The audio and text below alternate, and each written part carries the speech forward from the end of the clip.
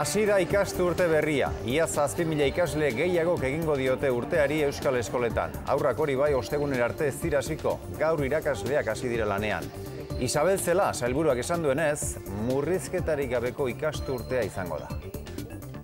Autogobernuak ematen dizkigun baliabideak erabiliz, murrizketen politikak ez du eraginik izan Euskadiko hezkuntzan. Eta hori guretzat oso importantea da. Arratsaldeon ongi etorri, eta haur eta gazteak bakarrik ez, zenbait lekutan Nafarroan esate baterako unibertsitatean ere hasi dira lanean. 15.000 ikasle batu dira gaur sare publiko zein pribatuko kampusetan. Ikasturtea abiatzeko eguna izan da denentzat.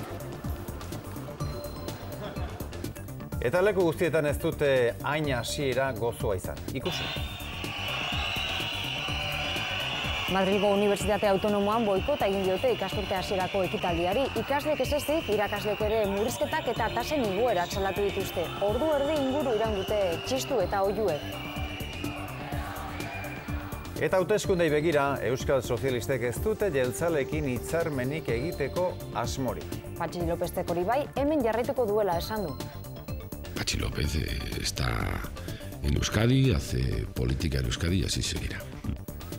Ostegunean argituko omen du Europako bankuak Espainia eta Italiako zorra erosiko duen ala ez. Alemaniak enegarrenez esan dio ezetz neurri horri eta ostegunean bertan Rajoy Merkelekin batzartuko da. Abiadura handiko trenaren lanak airetik ikusita. Egun lanen 170 dago martxan eta trenbidea 4 urte barru izango da prest. Kolonbiako bake prozesua aztergai izango dugu. Santos presidenteak FARC-ekin hitz egingo duela esan eta gero, jendea itxaropentsua ageri da, baina baita kritiko ere berez, kanpainan emandako hitza jan duelako. Eta sari asko izango da urtengo zinemaldian, John Travoltak ere Donostia saria jasoko du aurten.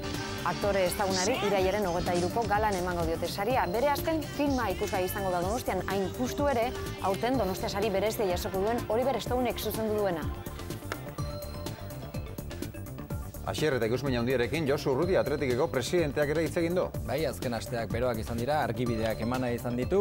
Fernando Llorente Atletikeko jokalaria da eta aldeko giroa sortu beharra dago jokatu eta golak sartu ditzan. Dezepzioa da Javi Martínez Bayerrera joatea eta Munitzeko taldearen kontra neurri legalak hartzea baloratzen ari da Atletik. Eta Monreal eta fitxaketei buruz, oraingoz ez dago ezer itxita.